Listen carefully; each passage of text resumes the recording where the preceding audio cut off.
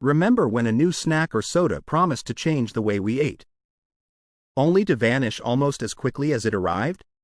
Or the excitement of seeing a bold new commercial in the 1980s, making you beg your parents to buy something that ended up tasting not quite right?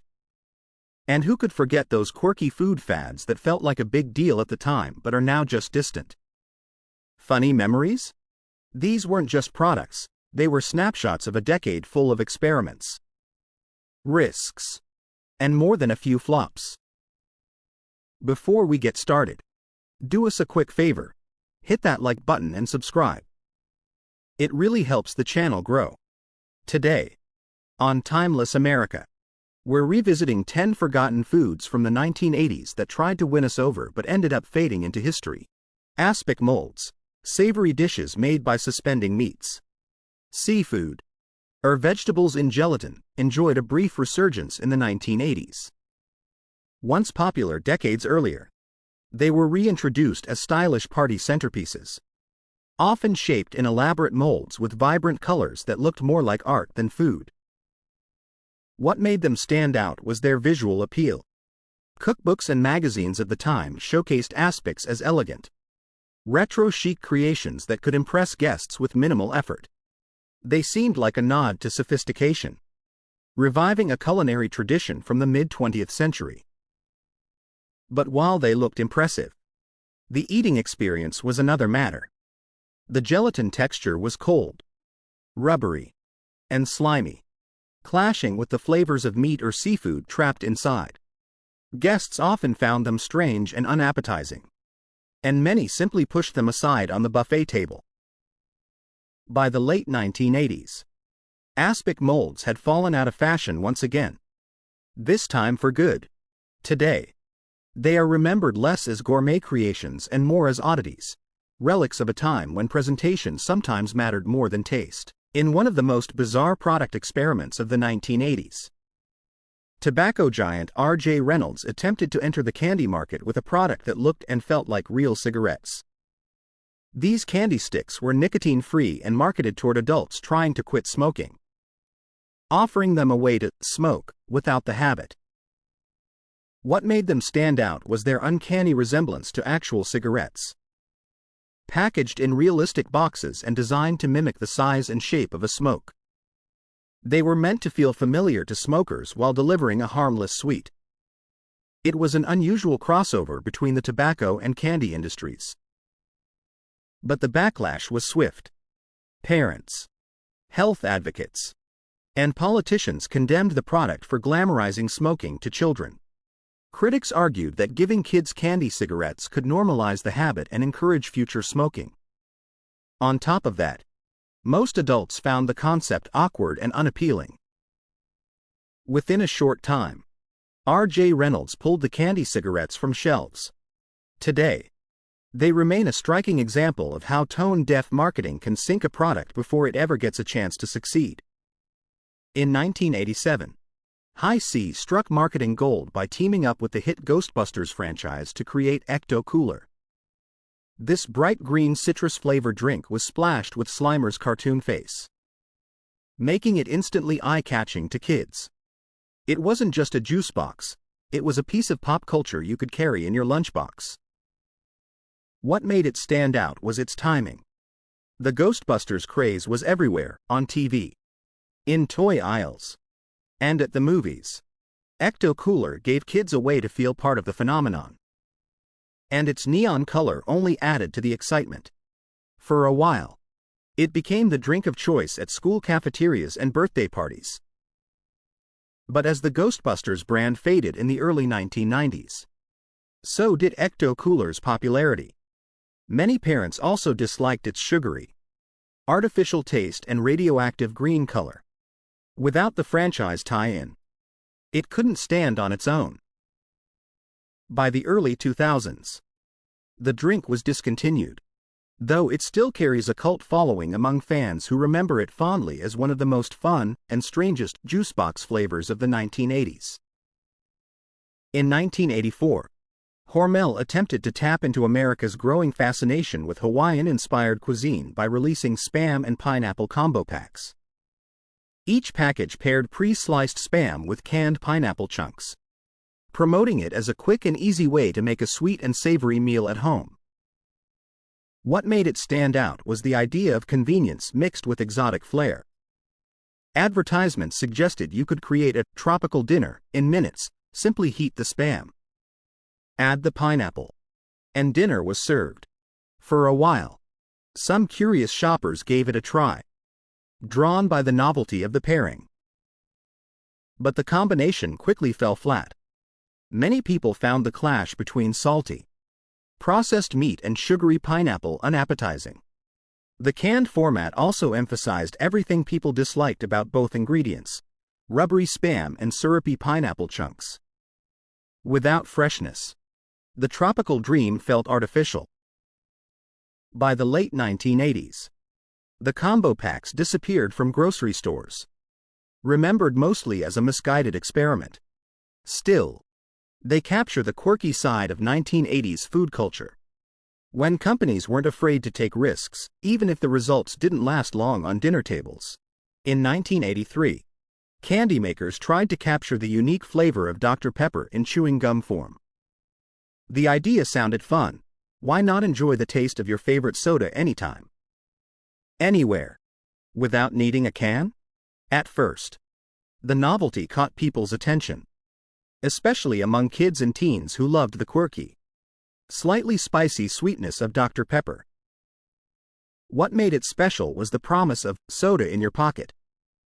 The gum was marketed as a way to bring the experience of a fizzy drink into a long-lasting chew, which felt innovative at the time. Some stores even struggled to keep it on shelves in the first weeks. But the excitement didn't last. The gum never truly tasted like the soda. It had a flat, artificial sweetness with no fizz, and the flavor faded within minutes. For gum lovers, it was disappointing. For soda fans, it was a letdown. By the mid-1980s, Dr. Pepper gum quietly vanished from candy aisles. Today, it lives on mostly in nostalgia, remembered as one of those odd experiments that made sense only in the adventurous spirit of the 1980s. In 1982, food makers tried to create a healthier dessert by combining lime jello with cottage cheese. On paper, it sounded like the perfect compromise: sweet, tangy gelatin paired with protein-packed cottage cheese. Advertised as light, refreshing, and even good for you, it was marketed toward families looking for guilt-free treats. What made it stand out was its unusual mix of flavors and textures. The neon green gelatin gave it a striking look, while the creamy curds of cottage cheese were meant to add richness. It was supposed to feel both indulgent and nutritious, a dessert that could also be a snack. But reality told a different story. The tart lime clashed with the mild, lumpy cottage cheese, leaving many people puzzled, or worse, disgusted. Its artificial taste didn't help, and the texture was often described as rubbery mixed with gritty. Even in the adventurous food culture of the 1980s, it was a hard sell. By the mid-1980s, lime jello with cottage cheese had all but disappeared, remembered as a curious but failed experiment in making dessert healthy. For many, it remains one of the oddest food pairings of the decade. By 1984, Crystal Light had become a household name for powdered drink mixes. Riding that success, the company tried to expand into ready-to-drink soft beverages, hoping to compete with diet sodas that were exploding in popularity. The idea was to give health-conscious consumers a low-calorie, flavorful soda alternative right off the shelf. What made it special was the brand's reputation. People trusted Crystal Light as a light, refreshing option, and the colorful packaging made it look like a smart, modern choice. It was marketed heavily as a guilt-free soda swap for those looking to cut sugar. But in reality, the drink didn't live up to expectations. The carbonation was weak, the flavor tasted artificial, and many found it more like watered-down diet juice than a satisfying soda. Worse, customers were confused. Was this supposed to be a soda, A flavored water? Or something else entirely? Facing stiff competition from Coke and Pepsi's diet lines, Crystal Light soft drinks quickly fizzled out. By the late 1980s, they had been pulled from shelves, remembered as a failed brand extension that never matched the success of its powdered roots. In 1985, Minute Maid tried to cash in on the frozen drink craze with its orange slush. Sold mainly through vending machines and convenience stores, it promised the tangy refreshment of Minute Maid orange juice in a fun, icy form. On paper, it seemed like the perfect idea: part soda, part juice, part slushy. What made it appealing was the novelty. Kids and teens loved the idea of getting a cold, slushy-style drink outside of ice cream shops, and Minute Maid's trusted name gave it instant credibility. For a brief moment, the orange slush turned heads. But execution was its downfall. Machines often malfunctioned, leaving watery syrup or rock-hard ice that ruined the texture. The flavor was also overly sweet and artificial, falling short of the fresh citrus taste people expected. Customers quickly grew frustrated, and retailers didn't want to deal with the maintenance headaches. By the late 1980s, Minute Maid quietly pulled the orange slush from the market. Today, it's remembered as a fun but flawed experiment that melted away faster than it could catch on. Introduced in 1980 by Royal Crown, RC100 was one of the first colas marketed as completely caffeine-free. At a time when growing health concerns were shining a spotlight on coffee and soda, RC saw an opportunity to attract consumers who wanted the cola experience without the stimulant. Packaged with bold, 100% caffeine-free branding, it seemed like a forward-thinking move. What made it stand out was its promise of guilt-free enjoyment. Ads presented it as a smarter, healthier alternative to traditional sodas, especially for families who didn't want their kids drinking caffeine. For a moment, it looked like RC had spotted a new market niche ahead of Coke and Pepsi. Unfortunately, the taste fell flat, literally. Many drinkers found RC100 dull and lacking the bold, satisfying bite of regular cola. And when Coca-Cola and Pepsi released their own caffeine-free versions soon after, RC's small advantage evaporated. By the mid-1980s, RC100 quietly disappeared from shelves. Today, it's remembered as an early attempt to reinvent soda for health-conscious times, but one that couldn't compete once the giants entered the game. In 1986, Chef Boyardee tried to expand beyond its famous cans of ravioli and spaghetti with the launch of the spaghetti dinner. Packaged as a quick, all-in-one Italian-style meal, it targeted busy families looking for convenience without sacrificing taste.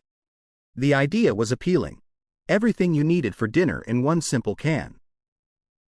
What made it stand out was its promise of classic Italian flavor on a budget. Commercials showed moms serving it proudly at the dinner table, suggesting that a hearty, family-style pasta meal could be ready in minutes. For a short time, curious shoppers gave it a try. But reality didn't match the ads. The noodles were mushy, the sauce bland and overly sweet, and the canned texture turned off many buyers. At a time when frozen dinners and fresh pasta options were improving, this product felt like a shortcut that missed the mark. By the early 1990s, the spaghetti dinner had vanished from grocery shelves. Today, it's remembered as one of those convenience foods that promised a homemade feel but ended up tasting more like a compromise than comfort. So, which of these forgotten foods from the 1980s do you remember best?